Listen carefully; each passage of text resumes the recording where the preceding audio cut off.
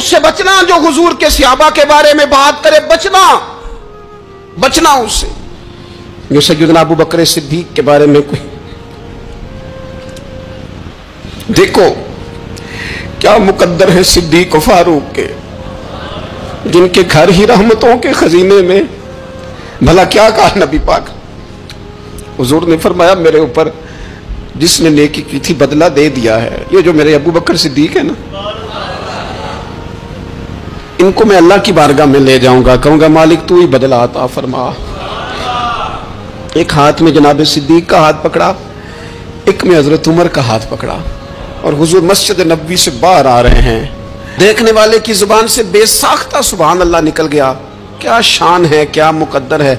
تو حضور علیہ السلام رک گئے اور روک کے فرمایا تو حیران ہو رہا ہے نا، تو حیران ہو رہا ہے نا کہ میں نے ایک ہاتھ میں ابو بکر کو پکڑا ہے، ایک میں عمر کو پکڑا ہے. فرمایا قیامت میں جب میری قبر کھلے گی تو میں اسی طرح قبر سے نکلوں گا، اس طرح میدان محشر میں میں آؤں گا.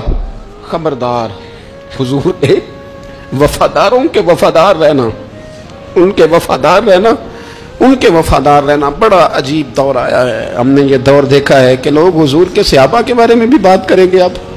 اب نبی پاک کی اولاد پاک کے بارے کو بھی ڈسکس کیا جائے گا. اپنا منہ تو دیکھ، اپنی حیثیت دیکھ، اور پھر وہ بندے دیکھ جن کو اللہ نے چن کے اپنے محبوب کی غلامی کے لیے حضور کے قریب بٹھایا ہے. تو بچنا ایسے لوگوں سے، پرہیز کرنا. خبردار عقیدہ ستھرا رکھنا، عقیدہ ستھرا رکھنا، صاف رہنا، پاکیزہ رہنا، غافلوں کی صحبت سے بچنا.